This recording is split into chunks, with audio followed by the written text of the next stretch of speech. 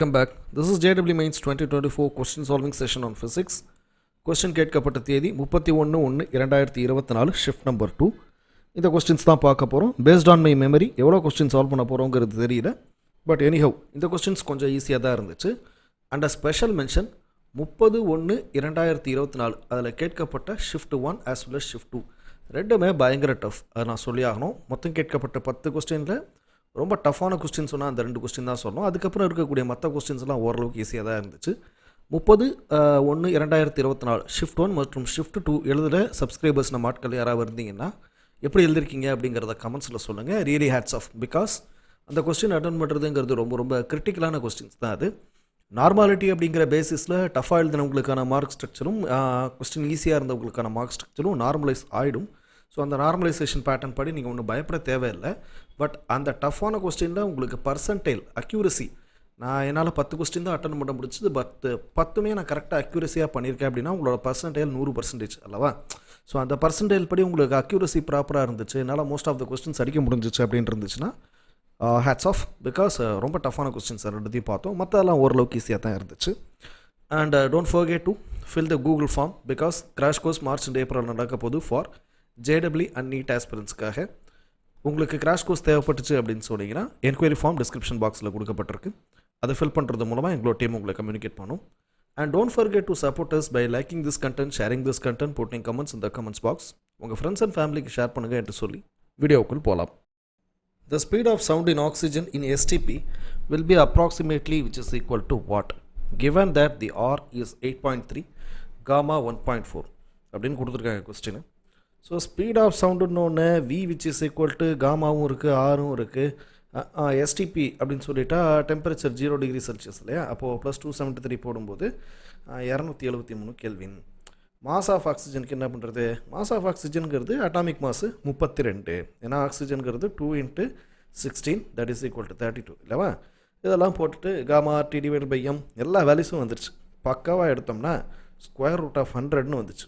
Divide பண்ணால் 10. பார்த்தா 10க்கு சம்மந்தப்பட்ட ஆன்சர் இங்கே எதுவுமே இல்லை. அப்புறமா தான் கொஸ்டினை திருப்பி பார்க்கும்போது தெரிஞ்சு வெலாசிட்டி ஆஃப் சவுண்டுன்னு கேட்குறாங்க, இன் ஆக்சிஜன்னு கேட்குறாங்க.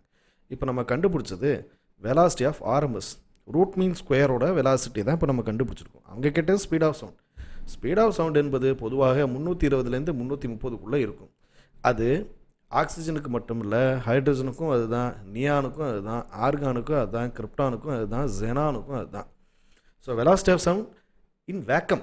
ஸோ வேக்கமை பேஸ் பண்ணி வரும்போது அது எந்த காற்றாக இருந்தாலும் 320லேருந்து 330 தான் லிமிட்டு. அதுக்கு எது ஈக்குவலண்ட்டாக இருக்குது? 330. அந்த ஆன்சரை செலக்ட் பண்ணும். இது தியரிட்டிக்கல் கொஸ்டின். அவங்க என்ன கேட்டிருக்காங்கன்னா வெலாசிட்டி ஆஃப் சவுண்டோட வேல்யூன்னு சொல்லி மற்ற டீட்டெயில்ஸை கொடுக்கும்போது இந்த டீட்டெயில்ஸை மட்டும்தான் நம்மளோட கண்ணு ஃபோக்கஸ் பண்ணி ஆன்சரை சால்வ் பண்ணும். So that is wrong. ஒருவேளை இந்த கொஸ்டினை ரொம்ப சில் அவுட் பண்ணோம் அப்படின்னு சொல்லிட்டு இங்கே நான் ஒரு 10 மீட்டர்/செகண்ட்னு கொடுக்குறேன்னு வைங்க, நம்ம கை உடனே அங்கே தான் போகும். 10 மீட்டர்/செகண்டு கரெக்டாக நம்ம சால்வ் பண்ணுற அந்த ஆன்சர் இருக்குது அப்படின்னு. ஸோ திஸ் இஸ் வாட் உங்களோட JEE காம்படிட்டிவ் எக்ஸாமோட ஃபன்னே இங்கே தான் இருக்குது. ஸோ வெலாசிட்டி ஆஃப் சவுண்டுங்கிறது எல்லா இடத்துலையும் ஒன்று தான். அது ஆக்சிஜனுக்கோ ஹைட்ரஜனுக்கோ நியானுக்குன்னு இல்லை, எல்லாத்துக்கும் மாறும். வேக்கம் அந்த ஸ்பேஸில் வெலாசிட்டி ஆஃப் சவுண்ட் அப்படின்னு சொல்லிட்டாலே 320லேருந்து 330ங்கிறது அதுக்கான ஆன்சர். கிட்டத்தட்ட அந்த ஆன்சர் இருக்குது. சரிங்களா? So have to choose this answer. By what percentage will the illumination of lamp decreases if the current drops by 20%? So இந்த கொஸ்டின் எனக்கு மறுபடியும் ஒரு தடவைக்கு 10 தடவை படிக்கிற மாதிரி ஆகிப்போச்சு. இந்த இல்லுமினேஷனுங்கிற வார்த்தை இன்டென்சிட்டி I0 குறிக்கும்னு வச்சுக்கோங்க. I0ம் கரண்ட்டும். ஸோ இல்லுமினேஷனுக்கும் கரண்ட்டுக்கும் என்ன சம்மந்தம் அப்படிங்கிற ஒரு தேடலும் உருவாச்சு. இது என்னடா இது, நமக்கு வேறு எந்த ஃபார்முலாவுமே ஞாபகத்துக்கு வரலேன்னு ரொம்ப யோசிச்சதுக்கப்புறம் தான் ஞாபகம் வந்துச்சு. பை இல்லுமினேஷன் ஆஃப் லேம்ப் அப்படின்னா ஒன்றுமே கிடையாது. இட் நோட்டிஃபைஸ் பவரை தான் சொல்லியிருக்காங்கங்கிறது அப்புறமா தான் டக்குன்னு புரிஞ்சிச்சு. ஸோ இந்த மாதிரியான கொஸ்டின்ஸும் வரலாம் இல்லையா? அதுக்காகத்தான் நம்ம சொல்கிறோம். Coming under chapter number 18. நான் 22ன்னு ஆல்டர்னேட்டிவ் கலருக்கு போயிட்டேன். ஸோ அப்புறமா தான் ஒரு நிமிஷம் டக்குன்னு ஞாபகம் வந்துச்சு. இது கரண்ட் எலக்ட்ரிசிட்டிக்கும் வரும், ஆல்டர்னேட்டிவ் கரண்ட் சாப்டர் நம்பர் 22க்கும் வருங்கிறத அப்புறமா புரிஞ்சிச்சு. சரி, அப்போ பவருக்கும் ஐக்கும் என்ன சார் சம்மந்தம் இருக்கே? Power which is equal to I²R. இப்போ என்ன இருக்குன்னா ஐங்கிறது I1- ஆகிருக்கு, ஐங்கிறது I- ஆகிருக்குன்னு வச்சுக்கோங்களேன். 20% குறைஞ்சிருக்கு. அப்போ பவர் பிகம்ஸ் ஸ்பீட் 1. அப்போது பவரும் இதுவும் தானே சார் கொடுத்துருக்கீங்க. ஆரோட வேல்யூ அது தேவையில்லையே. ரெசிஸ்டன்ஸை பற்றி அவங்க எதுவுமே குறிப்பிடல இல்லையா? அப்போ P is proportional to I². அப்போ P divided by P' is proportional to I square divide by I dash square அப்படின்னு எடுத்துக்கலாமா? ஸோ அதை மாதிரி தான் எடுத்திருக்கோம். எடுக்கும்போது இந்த ஐ டேஷ் என்பது என்னவா இருக்குன்னா 20% குறைந்திருக்கு. அப்போது 100%ல் 20 குறைந்திருக்கு இன் டேர்ம்ஸ் ஆஃப் ஐ. அதுவே இங்கே இருக்கக்கூடிய ஆக்சுவலுங்கிறது 100% ஆல்ரெடி அப்படியே இருக்குது. ஸோ அப்படி போடும்போது 80 கீழ் 100, அது ஆல்ரெடி ஸ்கொயரில் வேறு இருக்கிறதுனால இந்த ஸ்கொயர் நம்ம சூஸ் பண்ணுறோம். 80 ஸ்கொயர் பண்ணும்போது 6400, 100 ஸ்கொயர் பண்ணும்போது இட் பிகம்ஸ் 10^4. 2 சைஃபர் கட்டு, இங்கே 2 சைஃபர் அடிச்சிங்கன்னா 0.64. ஓகேங்களா?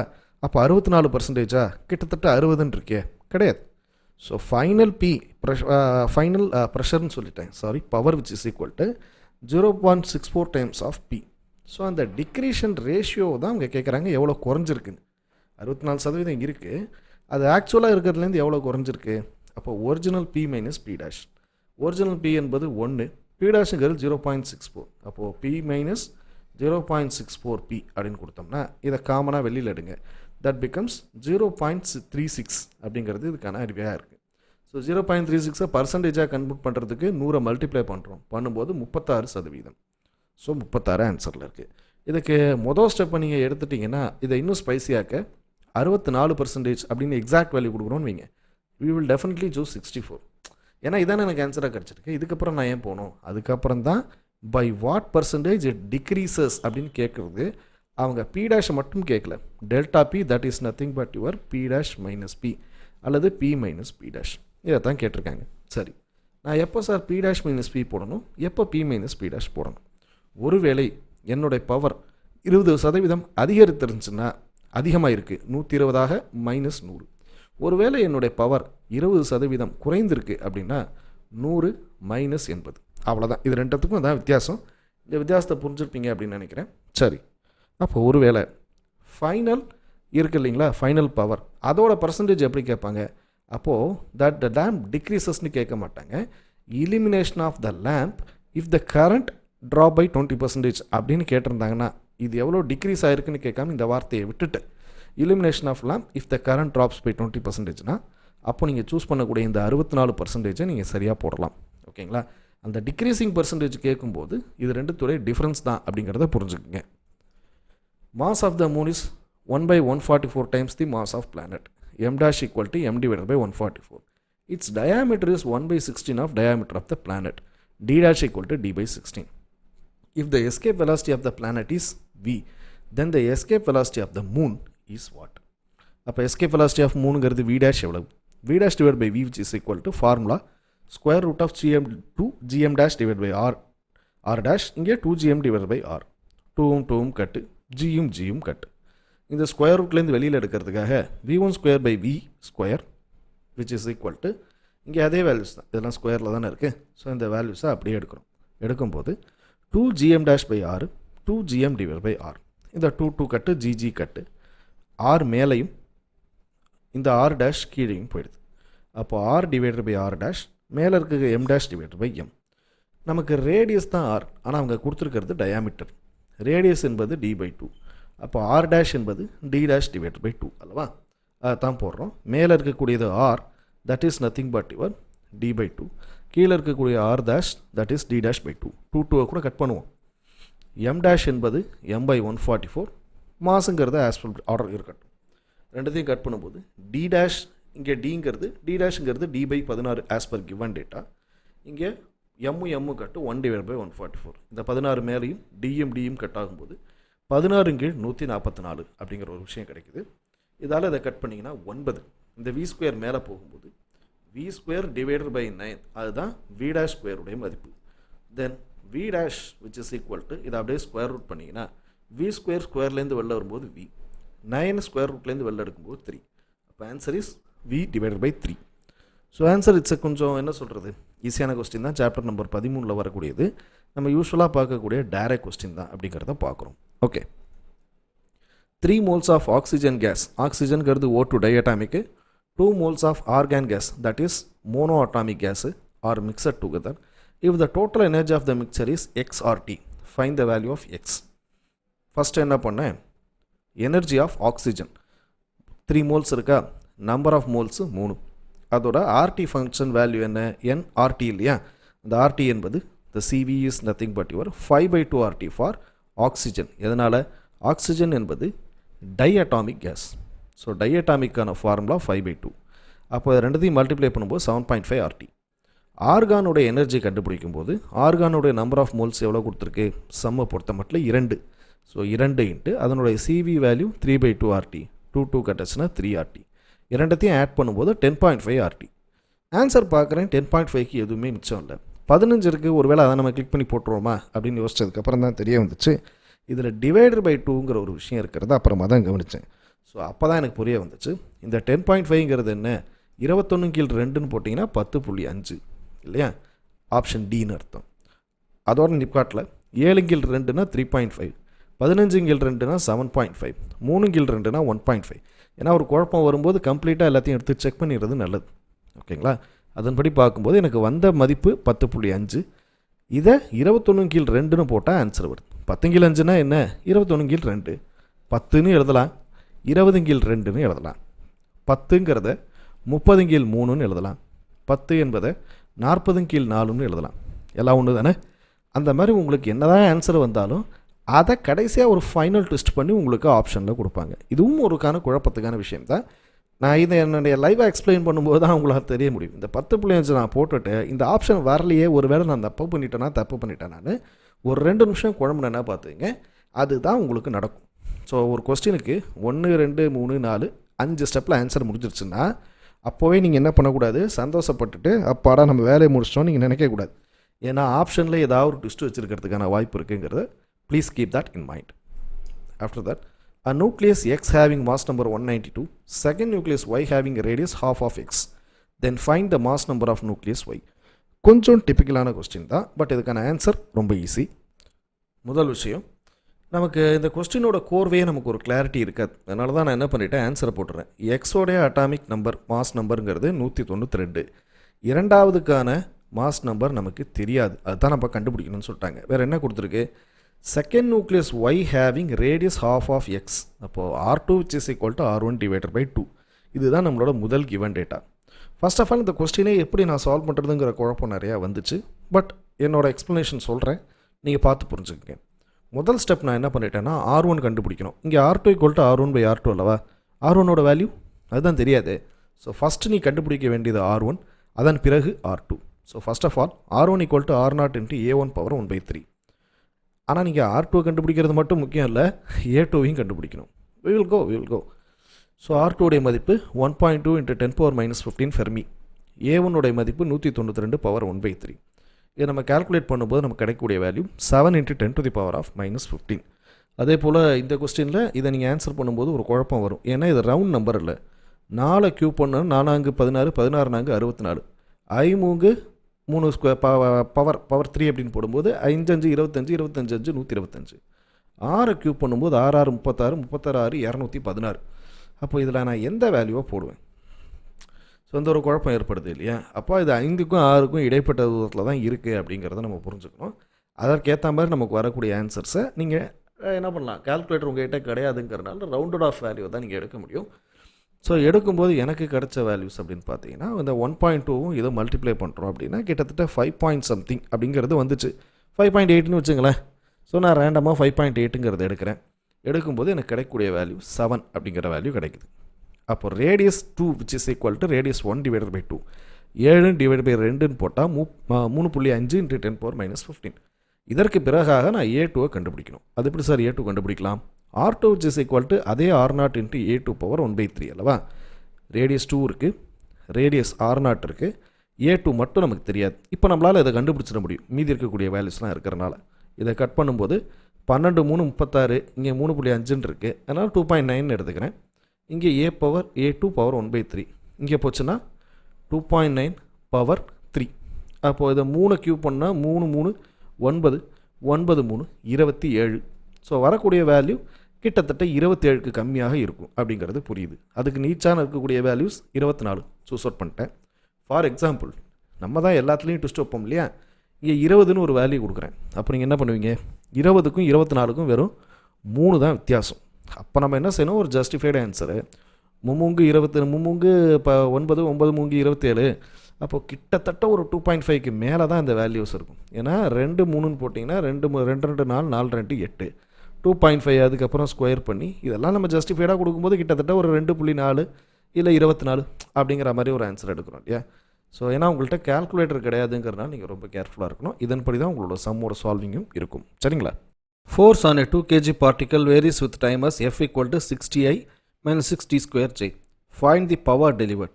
பவருடைய ஃபார்முலா ஃபோர்ஸ் இன்ட்டு வெலாசிட்டி. ஃபோர்ஸோட வேல்யூ இருக்குது, ஆனால் வெலாசிட்டி நமக்கு இல்லை இல்லையா. ஸோ வாட் ஐம் டூயிங், எஃபோட ஃபார்முலாவான mass into acceleration, then acceleration equal to force by mass. அப்படி எடுக்கும்போது 60I minus 60 square J divide by 2ன்னு போடும்போது 3ti minus 3t square J அப்படின்னு ஒரு விஷயம் கிடைக்குது. அப்போது இது மட்டும் போதுமா அப்படின்னு கேட்டால் கிடையாது. நமக்கு தேவை வெலாசிட்டி அல்லவா. ஆக்சலரேஷன் வந்து வெலாசிட்டி எப்படி எடுக்கலாம், acceleration which is equal to change in velocity with respect to time, velocity with respect to time அல்லவா. change in velocity dv divided by dt, இதை மல்டிப்ளை பண்ணும்போது dv equal to acceleration into dt. இந்த கண்டிஷனில் வந்து நம்ம என்ன பண்ணுவோம், யூஸ்வலாக இன்டகிரேஷன் ஃபாலோ பண்ணுவோம் இல்லையா. அதன்படி இன்டகிரேஷன் சிம்பிளில் dv இன்டகிரேட் பண்ணும்போது v ஆக மாறுது. இந்த integration 3 into t into dt, 3 தனியாக இருக்குது. t into dt அப்படிங்கிறத இன்டகிரேட் பண்ணிங்கன்னா t ஸ்கொயர் டிவைடட் பை 2, அதோட ஒரு 3 மல்டிப்ளை ஆகுது. t square into dt integrate பண்ணிங்க அப்படின்னு சொல்லும்போது t பவர் 3 டிவைடட் பை 3. இங்கே ஆல்ரெடி ஒரு 3 மல்டிப்ளிகேஷனில் இருக்குது. 3 3 கட்டு, இங்கே 3/2 மைனஸ் 1. அப்போது partially 1.5 t square i minus t cube j. இப்போ velocity கிடச்சிச்சா. we have already the formula force into velocity on power. ஃபோர்ஸோட வெக்டார் 60 minus 60 ஸ்கொயர் j. வெலாசிட்டியோட formula 1.5 t square i minus t power 3j. ரெண்டுத்தையும் multiply பண்ணும்போது ஐயும் தான் சேரும், ஏன்னா dot ப்ராடக்டில் இருக்குது. ஐயும் சேரும்போது 1 ஸ்கொயர், அதனால் அது சேரும்.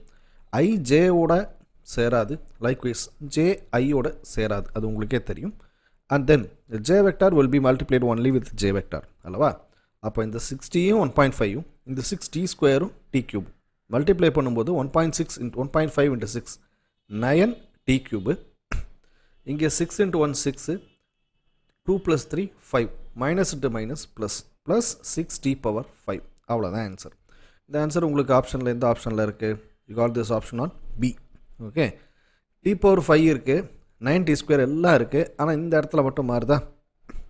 ஸோ இப்படி தான் நம்மளோட கொஸ்டின்ஸில் எல்லா இடத்துலையும் நமக்கு ஒரு ஆன்சர் சேஞ்சுங்கிறது ட்ரிஃப்ட்டுங்கிறது டெஃபினட்டாக இருக்கும். The answer is plus, negative இல்லை, it is actually plus, maybe a typical error. இப்படி தான் நம்மளோட கொஸ்டின்ஸை நீங்கள் என்ன பண்ணி ஆகணும்னா சால்வ் பண்ணுற மாதிரி இருக்கும். சரிங்களா. அடுத்து, a particle is projected at an angle of 45 degree with horizontal speed u. Find the angular momentum of the particle about the point of projection at the time it reaches the maximum height.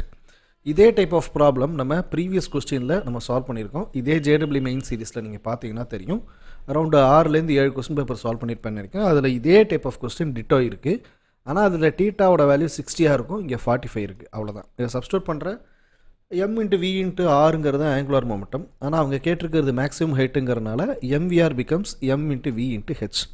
Angular மொமெண்டமோட formula இப்படி resolve ஆகுது. v என்று சொல்லும்போது at the maximum point, ஒரு ப்ரொஜெக்டைலோட maximum பாயிண்டில் இந்த இடத்துல fix பண்ணுறோம் அப்படின்னா this is u cos theta, வெர்டிகலாக பார்க்கும்போது u sin theta. So that becomes m u cos theta. ஹெச்சோட ஃபார்முலாவான u square cos square theta divide by 2g. cos thetaங்கிறது u இன்ட்டு cos 45, இங்கே cos ஸ்கொயர் thetaன்னு போடும்போது cos ஸ்கொயர் 45, தட் இஸ் 1/2. அப்போ u square by 2g, u by √2 m. இதெல்லாம் multiply பண்ணும்போது m into u divided by √2, அப்புறம் u square divided by 4g multiply பண்ணால் mu cube divided by 4√2 into g. அப்போது option number 1 அதை நம்ம choose பண்ணலாம் இல்லையா. இது நீங்கள் 60 டிகிரிக்கு எனக்கு ஃபஸ்ட்டு நான் ப்ரீவியஸாக சால்வ் பண்ணேன், 45 டிகிரிக்கு இப்போ நான் சால்வ் பண்ணியிருக்கேன். You can also take 30 degree. அதுக்கு சால்வ் பண்ணும்போது என்ன ஆன்சர் வருதுங்கிறத நீங்களே ப்ராக்டிஸ் பண்ணி பாருங்கள். சரியா. இப்படிலாம் பண்ணும்போது தான் நம்மளால் வெரைட்டி ஆஃப் ஆன்சர்ஸ் நம்மளால் கேரி அவுட் பண்ண முடியும். அதே போல் நியரஸ்ட் ஆன்சர்ஸ் கூட இருக்குது. mv cube divided by 4√2g, இங்கே ஒரு 3 மட்டும் இல்லை, இங்கே 3 இருக்குது. ஸோ அந்த டிஃப்ரென்சஸ் உங்களுக்கு வரும். குருட்டாம்போக்கில் ஒரு ஆன்சரை நம்ம வச்சிட முடியாது, அது ரெக்கமெண்டடும் கிடையாது. The magnetic flux passing through the loop of resistance R is given by ஃப்ளக்ஸோட வேல்யூ கொடுத்துருக்காங்க. Find the current I in the loop at t = 2 seconds. இப்போது இது எங்கே போகுது ஏது வருதுங்கிறத ஒரு குழப்பமே வரும். அப்போது ஐ கொடுத்துருக்காங்க, ஆர் கண்டுபிடிக்கணுன்னா என்ன செய்வீங்க, V which is equal to I into R. ஐயோட வேல்யூ கண்டுபிடிக்கணும், வியோட வேல்யூ இல்லை, ரெசிஸ்டன்ஸ் தான் இருக்குது. So how to find the value of V? அந்த இடத்துல அப்போ அவங்க கேட்டிருக்கிறது விஏ இல்லை, they have asked about the EMF. அதுதான் கேட்டிருக்காங்க. எப்படி நான் இஎம்எஃப்னு சொல்கிறேன் தெரியுமா? இங்கே நம்ம கொடுத்துருக்கிறது மேக்னெட்டிக் ஃப்ளக்ஸு. மேக்னெட்டிக் ஃப்ளக்ஸோட ஃபார்முலாவில் வோல்டேஜ் கண்டுபிடிக்கிறதுக்கு ஒரு வழி இருக்குது. அது என்ன? EMF equal to change in flux with respect to time. ஃப்ளக்ஸோட யூனிட்டு வெப்பரு, டைமோட unit second. So weber per second அல்லவா? வெப்பரோடைய actual unit voltage second divided by second போயிட்டு கட் பண்ணிங்கன்னா தட் பிகம்ஸ் வோல்டேஜ். வோல்டேஜுங்கிறது விக்கும் அதான் யூனிட்டு, இஎம்எஃப்க்கும் அதான் யூனிட் இல்லையா? அப்போ EMF equal to d flux divided by dt, d by dt into 5t square minus 3t plus 5 அப்படின்னு எடுக்கும்போது 5 2 10, இது பிகம்ஸ் 1. So minus 3. இந்த பக்கத்தில் டீயோட வேல்யூ இல்லைங்கிறதுனால தட் பிகம்ஸ் 0. அப்போது 10t மைனஸ் 3, 2 செகண்ட்னு அதில் சப்ஸ்டியூட் பண்ணும்போது 2 20 minus 3 17 volt. E which is equal to I divided by R. அப்போ I which is equal to EMF divided by R. EMF உடைய வேல்யூவான 17 இங்கே நம்ம கண்டுபிடிச்சது. ரெசிஸ்டன்ஸோட மதிப்பு 8 இங்கே மேலே ஆல்ரெடி கொடுக்கப்பட்டிருக்கு. டிவைட் பண்ணும்போது 2.1A, that is nearby equal to 2 ampere அப்படிங்கிற ஆன்சர் நம்ம சூஸ் பண்ணுறோம். ஒருவேளை அவங்க 2.1 ஆம்பியர் அப்படின்னு கொடுத்துருந்தாங்கன்னா நீங்கள் அதை தான் சூஸ் பண்ணுற மாதிரி இருக்கும் இல்லையா? அவங்க என்ன பண்ணியிருக்காங்கன்னா 2.1ங்கிறத ரவுண்ட் ஆஃப் பண்ணி 2 ஆம்பியர்னு கொடுத்துருக்காங்க. அப்படிலாம் கொடுக்கலாமா சார்னு கேட்டால், கொஸ்டின் அவங்களோடது, ஆன்சரில் ட்விஸ்ட்டு கொடுக்கணும் அப்படின்னு நினச்சிட்டாங்கன்னா அவங்க எப்படி வேணால் கொடுப்பாங்கங்கிறத please keep that in mind. Find the time period of oscillation of the block அப்படிங்கிறது கொஸ்டின். மொத்தம் 4 இடத்துல இருக்குது. This is number 1, this is 2, this is 3 and this is 4. இந்த கேங்கிறது என்ன? ஸ்டிஃப்னஸ் அல்லது ஸ்ப்ரிங் கான்ஸ்டன்ட் அப்படின்னு சொல்லுவோம் இல்லையா? இந்த 2 கேவும் K2 K3 ரெண்டும் பேரலாக இருக்குது. அது ரெண்டுத்தோட ஆன்சர் சீரீஸில் இருக்குது. Again 2 parallel. இது எப்படி சால்வ் பண்ணுறோன்னா, ஃபஸ்ட்டு ஒன் முதல் ஸ்டெப்பு எது ஈஸியான டார்கெட்னு பார்க்குறோம். 2ம் 3யும் தான் முதல்ல நம்ம கண்ணுக்கு ஈஸியாக இருக்குது, அதை எடுக்கிறேன். K parallel 1 which is equal to K2 plus K3. 1 1 2 முடிஞ்சா. அடுத்து இப்போ என்ன ஆகுதுன்னா, இந்த K1 becomes இப்படியே இருக்குது. இப்போது இந்த சீரீஸ் வந்து this becomes KP1, இது K4 அப்படின்ட்டு. இப்போ இந்த KP1ம் K4ம் சீரீஸில் இருக்குது. அப்போ 1/KS1 சீரீஸ் 1 equal to KPயோட வேல்யூ 1/2K ப்ளஸ் 1/K. அப்போது இந்த வேல்யூ 2K, இது K அப்படின்னு சொல்லும்போது 1/2K ப்ளஸ் 1/K அப்படி தானே போடணும். இங்கேருந்து 2 மல்டிப்ளை பண்ணுறேன், மேலால் 2 மல்டிப்ளை பண்ணுறேன். 2 1 3 இன்ட்டு டிவைடர் பை 2K. இப்போ இது முடியுது.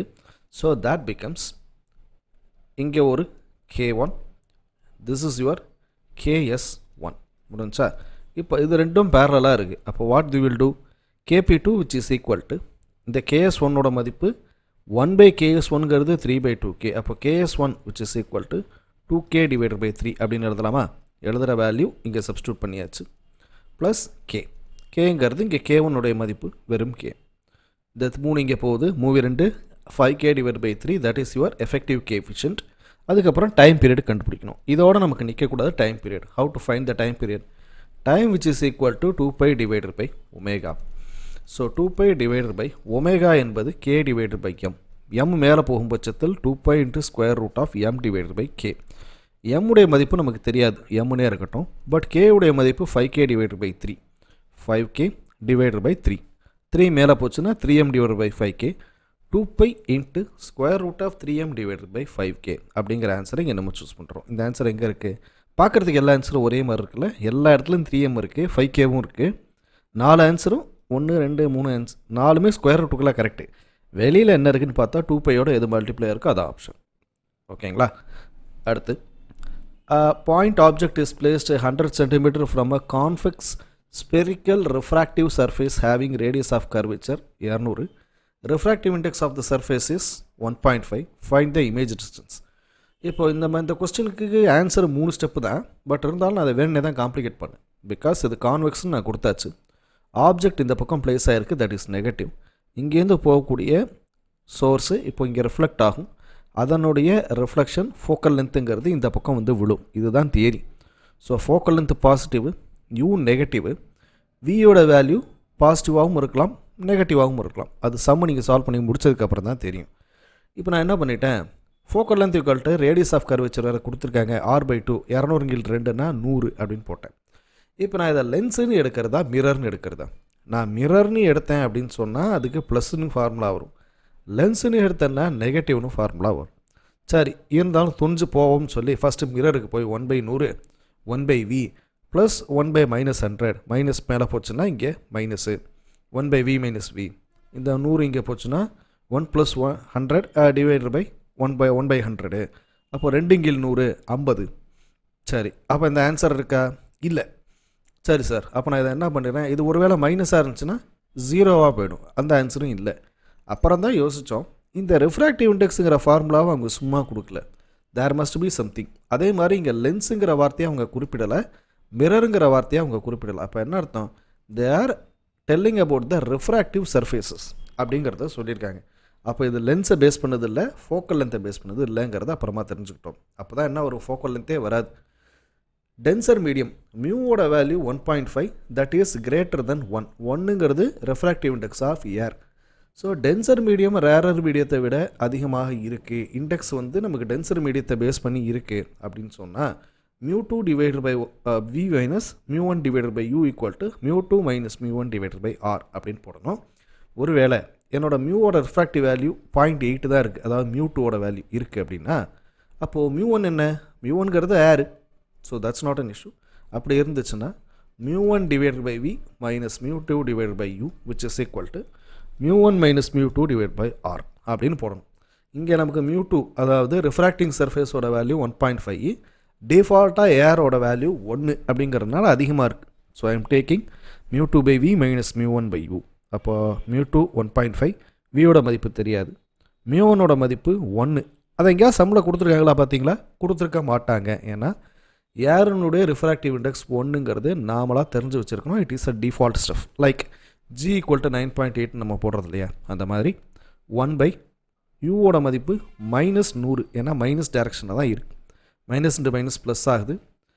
இங்கே 1.5 மைனஸ் 1 டிவைடட் பை 100. அப்போ 0.5 minus 200. This becomes plus 1/100 minus 1/100ஆக மாறுது. இதோட சொல்யூஷன் கடைசியாக முடிக்கும்போது வியோட வேல்யூ -200 அப்படிங்கிறது எனக்கு கிடைக்குது. இங்கே -200ன்னு ஒரு ஆப்ஷனே இல்லையே. So what to two?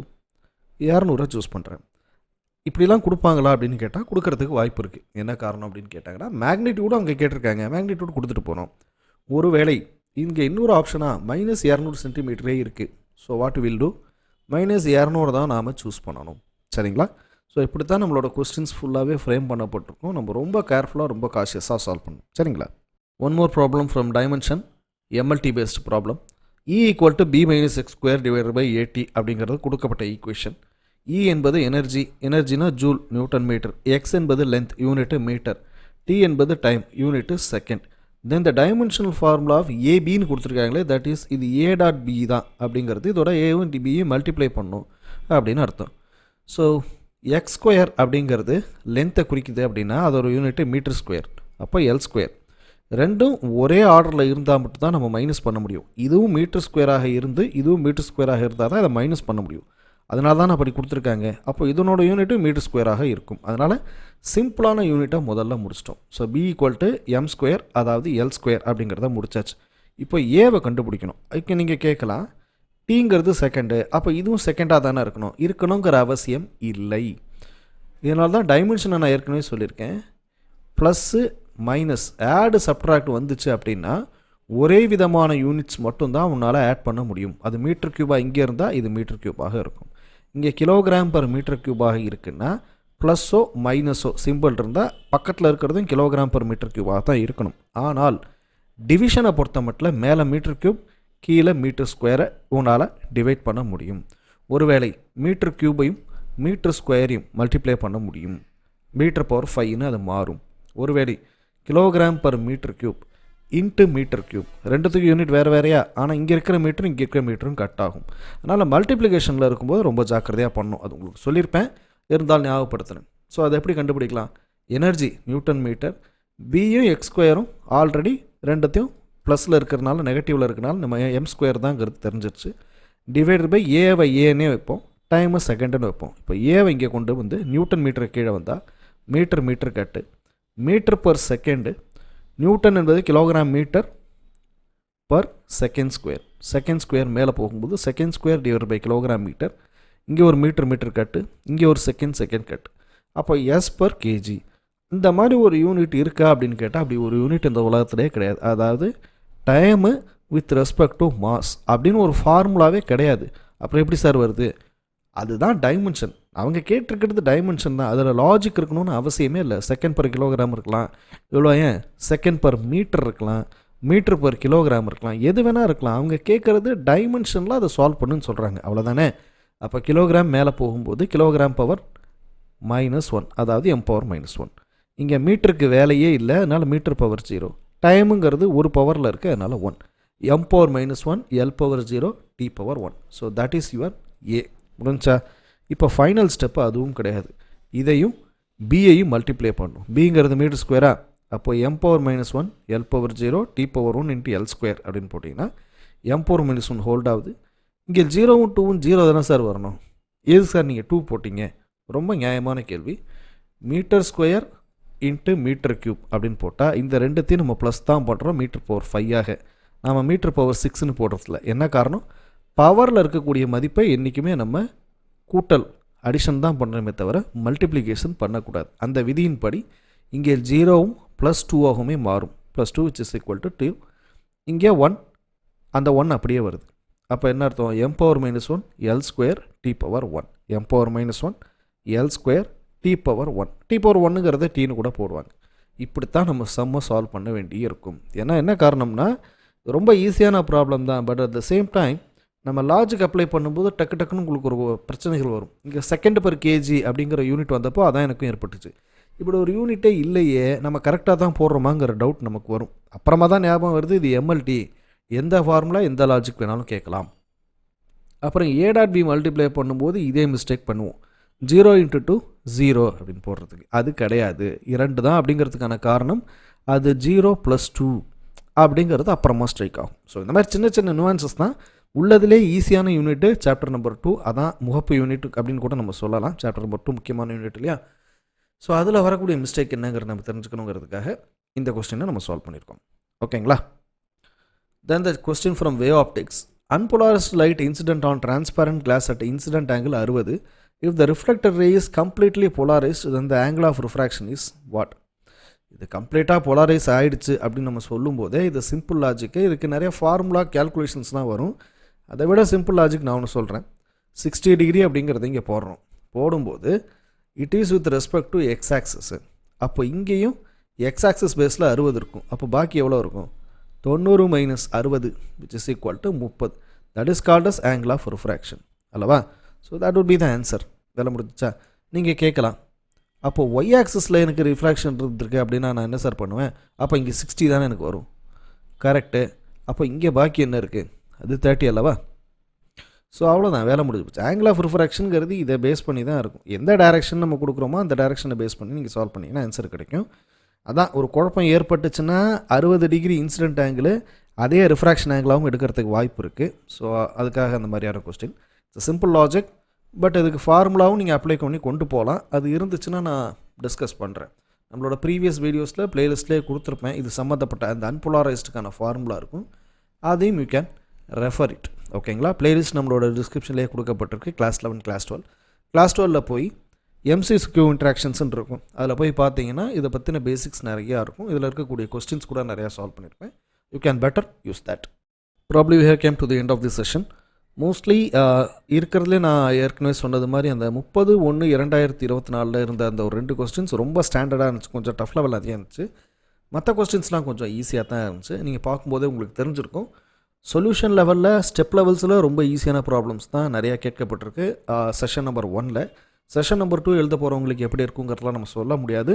And also ஒரு வருஷத்துக்கு ரிலீஸ் ஆகிற 20லேருந்து 25 கொஸ்டின் வரைக்கும் ரிலீஸ் ஆகுது. அதில் எந்த பேட்டர்னில் எப்படி ஃபாலோ ஆகுங்கிறதெல்லாம் நம்மளால் கணிக்க முடியாது.